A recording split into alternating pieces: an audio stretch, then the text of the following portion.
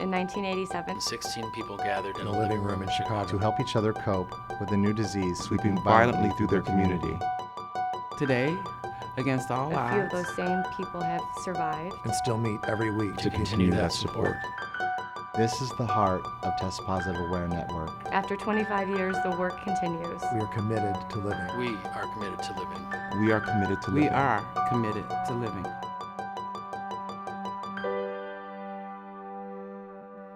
TPAN is a peer-led organization, Chicago's oldest, one of the oldest in the nation. The organization started really around someone's kitchen table 24 years ago. It was a place for people to come to get support and learn from one another at a time when there wasn't a whole lot of information. I started coming to TPAN as a client and then as a volunteer not long after I diagnosed HIV positive in 1989. I remember the meetings back then were standing room only in this big, large meeting room. Obviously, you have to remember this was before the internet really existed. People just really taking charge of their lives and taking charge of their health and looking for ways to live healthier and live more positively. We've grown from 6 volunteers to 45 full-time employees in that 24-year period, continuing that grassroots and peer-led feel where the information is by, for, and of people living with HIV or at risk for HIV. Positively Aware magazine is our journal of HIV treatment. It started as basically a mimeographed newsletter that was sent out monthly. Now we have grown to a circulation of 100,000 or more every other month. We do a drug guide every year. It has a page devoted to each drug and talks about tips on how to take the drug, side effects, drug interactions. It's really the go-to guide for people with HIV.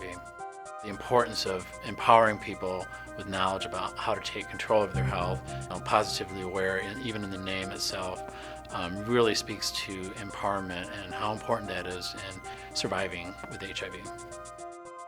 We work with a lot of different clients from a lot of different ethnicities, age groups, male, female, transgendered. Constantly adapting and meeting the needs of the clients is something that is really important to TPAN. And I know that every staff member here is really working hard to try to fit the needs of the clients. An HIV diagnosis can be a really frightening event. A person who has had that experience can come in here and talk to 1 or 2 or 3 other people, whether they're staff, volunteers, or other clients who've already walked down that road. I see clients that come in that are often homeless, that are often victims of abuse, and I see the staff rally around each client, trying to give them the services that they need the most. It's really rewarding seeing a client come from point A, being very, very worried or frightened or nervous or anxious, to getting all these tools and teaching them to other people. My name is Jimmy Simpson. I'm a volunteer here, and I was a client here at TPAN. When I was diagnosed, I had no place to go. I worked my way back here to TPAN. The people that's here welcome you into this community, and it's such a wonderful community, and it's a safe community, and it's a safe place to come to, especially if you're newly diagnosed. They also have like other programs like housing that helped me get into a nice apartment. It took a toll off me belonging to a place like this because I didn't belong to any place. So I consider TPAN, I'm not going to say it's my church, but it's kind of like, it kept me out of trouble. I watched a lot of my friends die around me, so I feel really, really blessed to still be here to talk to it if anybody's listening. Just do what the doctor says, make the visits, and take your meds, man. You'll live, and you'll live a long time. The hardest thing to face is that you have a fear that you're going to be alone. And walking in the door at TPAN, that starts to fade away. This is a very family-oriented atmosphere, and we've all received some type of help or some type of services in our lives, and I think for us, this is a great way to give back to the community. It's been a very challenging economic year for all not-for-profits, but at TPAN we've had actually an exceptional year. We have two major fundraisers, one of which is Chicago Takes Off, which is put on by the local dance community of professional dancers, which is extremely vibrant here. And every year it's gotten more and more professional. The audiences leave begging for more, can't wait for next year. This year we raised about 30% more from it than in the previous year. As a burlesque show, it falls in line with our sex-positive philosophy and sort of celebrates life and the things that make life worth living. Our other major fundraiser, which we just finished, the Ride for AIDS Chicago, it really blew all of our expectations out of the water. We had about 100 more riders than in previous years, which was a 30% increase. We feel it's a great community building event as well as an amazing journey for the riders. I did it myself for the first time this year, and it was really very life-changing.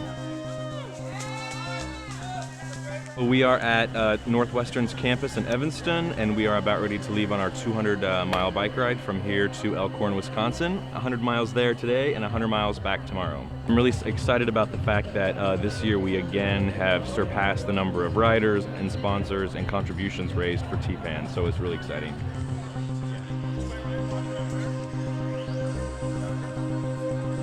As a member of the Illinois legislature and as a gay guy and a guy who has been living with AIDS for many years, I've had a chance to watch TPAN, grow and change as the epidemic has grown and changed. Everyone sort of looks for their drug guide to figure out the side effects that we all have. People come here for support services, someone who's struggling to cope with the disease. You get hope, and then a lot of times you just feel like sort of hopeless because, wow, things aren't getting any better, or the drug regimen they have me on is really making me sick. TPAN's very important, so especially for people who are sort of new to this, that are trying to find a way to cope with all these life changes and what it means, and how to talk to their friends about it, or if they don't want to talk to their friends or family, have a place to go where they can talk. Helping our clients feel more empowered, or giving them the option. In my opinion, I really feel like it's offering them the tools to succeed in whichever way that they want to. I'm not here to tell you what you should do or what you need to do. I'm here to give you tools. I guess the end result and the best thing to see is people learning to be self-empowered, learning how to be an advocate, learning how to be a peer to other clients, and learning how to live the best life they can.